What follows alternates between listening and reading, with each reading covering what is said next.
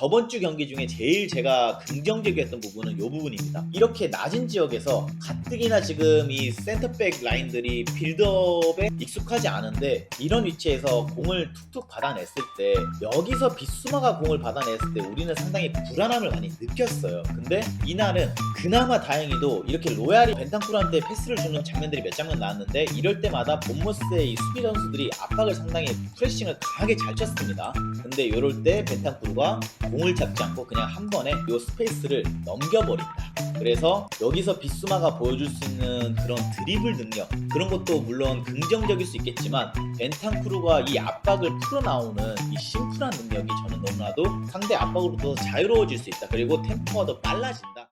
오늘 제가 여러분들에게 보여드리고 싶은 거는 비수마와 벤탄쿠르의 차이점, 그리고 벤탄쿠르도 이제 복귀를 완벽하게 했기 때문에 엔제 포스테코글루가 조금 생각이 많아질 것 같아요. 오늘 이런 몇 장면들을 보면서 토트넘은 앞으로 비수마를 쓸 것인가 아니면은 벤탄쿠르를 수비형 미드필더로 쓸 것인가를 좀 엔제 포스테코글루도 깊게 생각하지 않을까. 본머스 전에 비수마의 카드 누적으로 인해서 벤탄쿠르가 먼저 선발 라인업에 들었고 벤탄쿠르가 선발 출전을 했습니다. 그래서 이 비스마의 자리에서 벤탄쿠르가 과연 잘할 수 있을까? 혹은 발목 부상으로 조금은 경기장을 떠나 있었던 이 선수가 좋은 활약을 할 수 있을까라는 걱정 아닌 걱정의 우려가 많았었는데 이날 벤탄쿠르가 보여준 활약은 비스마가 돌아와도 이거는 진짜 토트넘 입장에서는 누굴 써야 될지 고민이 좀 많이 될 수밖에 없겠구나 라는 생각이 들 정도로 좋은 활약을 했고, 여기 보이시는 것처럼 이날 이제 벤탄쿠르가 완벽하게 로셀소와 그 다음에 공격형 미드필더는 사르의 아래쪽에 위치해서 포백 앞을 실딩해주는 역할을 확실하게 해줬고요. 그리고 벤탄쿠르랑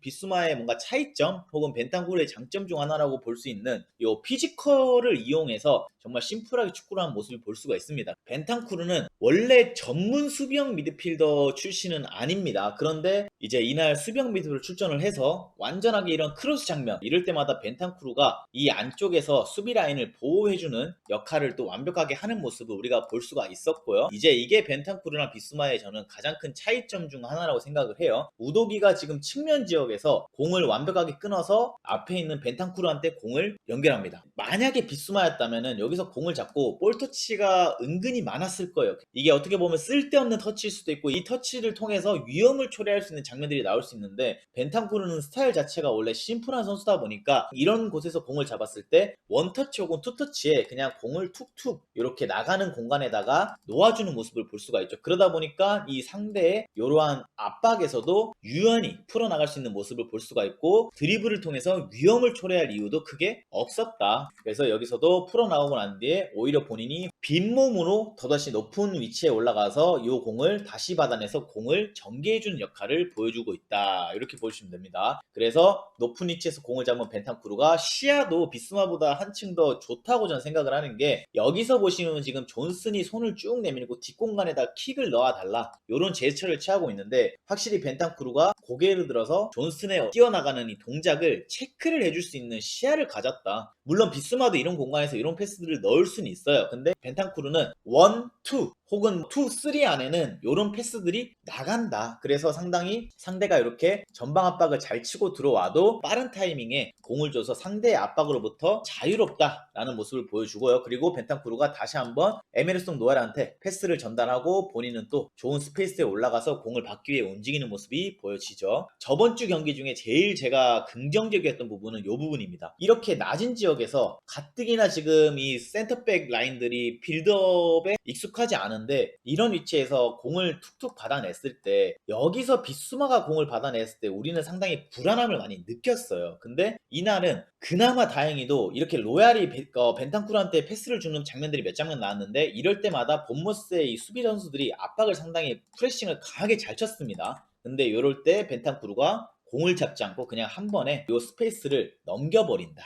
그래서 여기서 비수마가 보여줄 수 있는 그런 드리블 능력, 그런 것도 물론 긍정적일 수 있겠지만 벤탄쿠르가 이 압박을 풀어나오는 이 심플한 능력이 저는 너무나도 좋다. 상대 압박으로부터 자유로워질 수 있다. 그리고 템포가 더 빨라진다. 이걸 좀 말씀을 드리고 싶고요. 그리고 이렇게 공이 넘어가니까 이 앞쪽에서 전방 압박을 쳤던 본모스의 수비 선수들이 한 칸 벗겨지는 모습이 보여지죠. 그러다 보니까 이 선수들이 더 높은 지역에서 6대6 싸움을 이 스페이스 안에서 가져갈 수 있는 모습을 토트넘이 볼 수가 있다. 어떤 패스 하나 때문에? 벤탄쿠르의 논스톱 패스 하나 덕분에. 그리고 상대 위험 지역까지 곧바로 들어가는 모습을 볼 수가 있죠. 그리고 또 나옵니다. 에메르송 로얄이 본인에게 압박이 들어오니까 여기서 벤탄쿠르를 위해서 공을 줍니다. 그래서 벤탄쿠르가 다시 한번 이 맨투맨 압박이 들어오니까 고개를 들어서 앞쪽 스페이스 공간을 미리 확인하는 모습이 보여지죠. 그리고 벤탄쿠르가 여기서 논스톱으로 그냥 한 칸 넘겨버린다.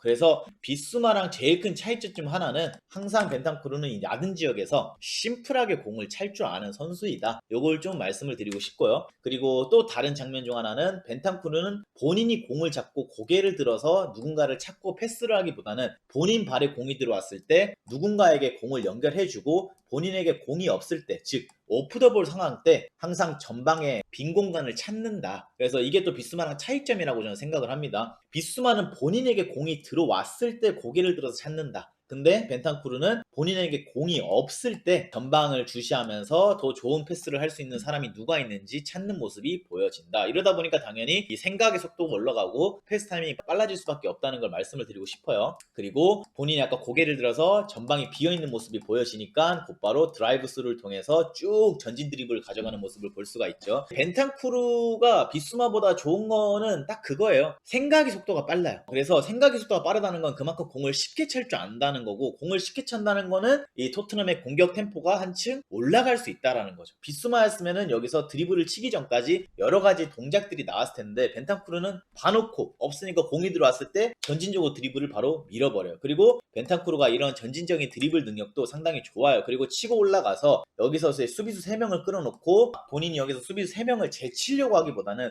그냥 쉽게 옆에 있는 우도기한테 다시 공을 전달해주는 모습이 보여지죠. 그래서 이런 심플한 모습들을 볼 수 있다. 이런 공들이 들어가니까 오히려 이렇게 손흥민 선수한테 공이 좀 더 심플하게 갈 수 있는 모습도 보여지고요. 그렇다면은 비수마의 최대 단점이 무엇이냐라고 이제 궁금하시는 분들이 있는데, 이 경기는 이제 노팅엄과 토트넘의 경기였어요. 그래서 이번 시즌 내내 비수마가 보여줬던 아쉬운 장면들이 몇몇 장면들이 있었지만 저는 그 아쉬운 장면 중에 단연코 제일 잘못된 게 부각이 됐던 경기라고 생각을 해요. 그래서 여기 보시면은 벤탄쿠르가 이런 위치에서 벤 데이비스한테 공을 받았을 때 공을 끕니까 안 끕니까? 안 끌어요. 여기서는 벤탄쿠르는 아까 보셨던 것처럼 논스톱으로 그냥 툭툭 이렇게 넘어가 버리잖아요. 근데 비수마는 여기서 어떤 모습을 보여주냐? 그냥 이동 트리핑을 하면서 상대편 노팅엄의 수비수 한 명을 죽여버립니다. 이러고 이제 퇴장을 당하는 모습을 볼 수가 있었는데, 이런 것들이 이제 심플하게 축구를 하냐 아니면 심플하지 않게 축구를 하냐 차이라고 저는 생각을 해요. 그래서 여기서 만약에 벤탄쿠르가 뛴다라고 하면은 이런 실수가 날 확률이 많이 줄어들 수 있다. 그리고 이 퇴장 징계 때문에 비수마가 이번에 또 5경기 정도를 못 나오게 되기 때문에 이게 어떻게 보면은 또 토트넘에게 악재 아닌 악재가 될 수가 있죠. 비수마가 이번 시즌 내내 이 아래지역에서 이런 드리블에서 공을 뺏겼던 적이 많아요. 근데 그 공을 뺏겼을 때 운이 좋아서 상대의 득점으로 연결이 되지 않았던 거지, 이날 같은 경우에는 본인이 퇴장까지 당했기 때문에 이거는 팀에게 분명히 마이너스 요인을 가져다 준 겁니다. 그래서 저는 이 장면을 말씀을 드리는 겁니다. 비스마가 탈압박은 더 좋음이라고 하시는데 그 탈압박이 토트넘한테 좋은 효과를 많이 불러일으키진 않는다라는 걸 좀 말씀을 드리고 싶어요. 진짜 비스마가 아래지역에서 탈압박을 해가지고 그 압박을 풀어나와서 정말 좋은 장면들을 만들어낸다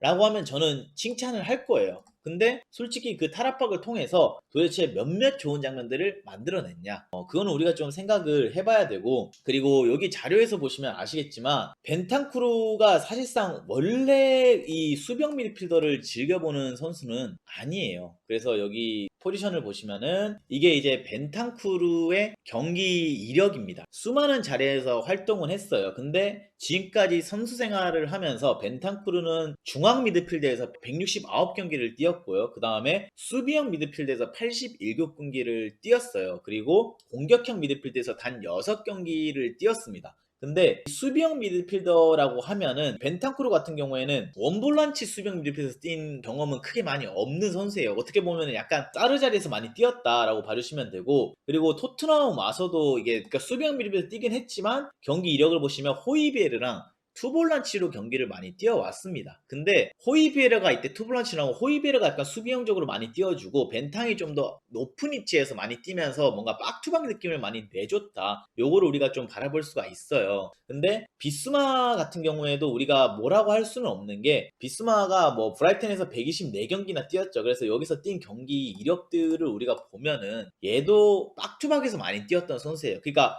완벽한 원볼란치형 수비형 미드필더로 경기를 많이 출전하지는 않았다. 그래서 브라이튼에 있을 때 경기 뛴 기록을 보면은 그로스랑 비스마가 좀 더 윗선에서 플레이하는 모습들을 볼 수가 있죠. 그래서 현재 지금 토트넘에는 전문 수비형 미드필더가 없는 거는 사실입니다. 저는 새로운 수비형 미드필더 영입이 지금 될지 안 될지는 좀 지켜는 봐야 되지만, 비스마보다는 벤탄쿠르를 뭔가 엔제가 좀 더 좋아하지 않을까. 이제 벤탕이 돌아왔고 사르가 건재하다라는 그 가정하에 과연 그러면은 누가 도대체 이선 자원에서 나올 것인가, 그리고 누가 벤치에 나갈 것인가. 호이비에르는 제가 봤을 때 이제는 좀 밀렸다, 요렇게 저는 생각이 들어요. 왜냐하면은 호이비에르를 그렇게까지 포스테코글루가 좋아하는 것 같지는 않습니다. 근데 사르가 시즌 초반에 예상했던 거에 비해서 너무나도 팀에서는 없으면 안 될 정도로 좋은 활약을 해주고 있기 때문에 사르는 무조건 선수 명단 적을 때 엔제 1픽이라고 저는 생각을 해요. 드라구신이 여러분 영입이 된다라는 지금 얘기가 거의 속보로 계속해서 뜨고 있는데, 저는 그렇게 생각해요. 드라구신 이 선수가 온다고 해도 솔직히 막 주전은 나갈 것 같지는 않아요. 여기는 이제 미키 반더벤이 1월 달에 복귀를 합니다. 그래서 반더벤이 들어오고 요 위치에는 이제 로메로가 들어오겠죠. 요 위치에 당연히 포로가 들어갈 겁니다. 이제 이 수비형 미드필더 자리에 비스마냐 벤탕이냐인데, 저는 벤탄쿠르가 뛰는 게 맞다라고 생각을 합니다. 그래서 벤탄쿠르가 들어가게 될 거고, 사르가 뛰는 조금 더 높은 위치, 이 자리가 아마 비스마와 사르가 싸워야 된다고 저는 생각을 해요. 그래서 사르냐 비스마냐가 여기서 이제 갈리지 않을까, 이렇게 저는 좀 생각을 해보고 있어요. 그리고 요 높은 위치는 당연히 메디슨이 들어와야죠. 비스마가 이 아래 지역에서 드리블하는 건 저도 그렇게 만족스럽지가 않아요. 비스마가 드리블을 할 거였으면은 이 높은 위치에서 하는 게 차라리 긍정적이다. 근데 이 사르의 이 활동량을 과연 비스마가 이겨낼 수 있을 것인가, 그게 좀 많이 고민이 될 것 같긴 하고요. 그 다음에 요즘 너무나도 잘하고 있는 히샬리송이 당연히 원톱으로 들어갈 거고, 셉세비가 이제는 오른쪽으로 나가야 되고, 여기는 이제 슈퍼소니가 당연히 들어올 거고, 그리고 왼쪽에는 당연히 우도기와 레길론이 이제 경쟁을 가져가야죠. 근데 이 베스트 라인업만 봤을 때는 멤버가 나쁘지 않아요. 그 다음에 요번에 새로 영입되는 드라구씨는 반더벤의 백업 자원으로 저는 나올 거다, 이렇게 생각이 좀 들어요. 그리고 여기 지역에 누군가가 또 경쟁으로 영입이 한 명만 되면은 너무나도 좋을 것 같다, 이런 생각이 드는데, 자, 사르냐 비스마냐, 분명히 양 선수의 이점은 저는 있다라고 생각을 해요. 일단 벤탄쿠르가 이 윗선에 섰을 때 그렇게까지 매력적인 모습을 저는 보여줄 수는 없다라고 생각을 해요. 지금 사르가 보여주는 것처럼 엄청난 활동량을 베이스로 상대편 수비들을 흔들 수 있냐, 그건 좀 저는 힘들 거라고 생각을 하고, 오히려 여기는 이제 비스마냐 사르로 선택해야 된다라는 자리라고 생각을 하기 때문에,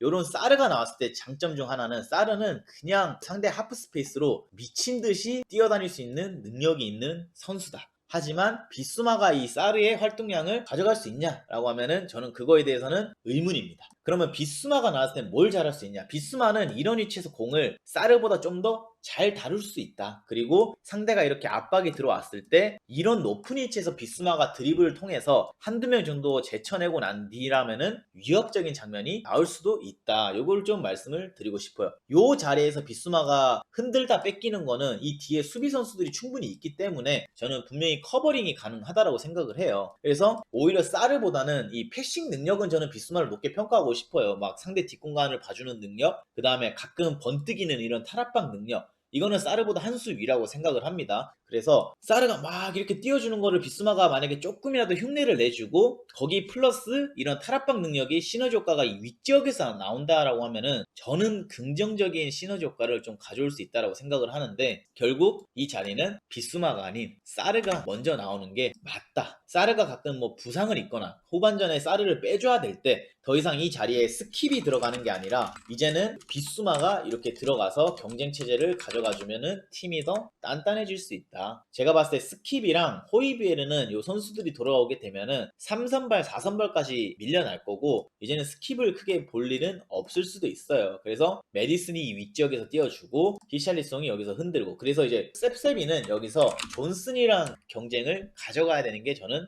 맞다. 이렇게 저는 좀 생각이 들어요. 비스마가 여러분 절대 나쁘다는 건 아니에요. 분명히 비스마도 꾸준히 좋은 활약을 해왔던 선수인 건 맞으나 이제 벤탄쿠르가 복귀를 했고 벤탄쿠르가 좋은 활약을 보여주고 있기 때문에 벤탕이 나오는 게 맞다. 이렇게 좀 생각을 해보고 있습니다.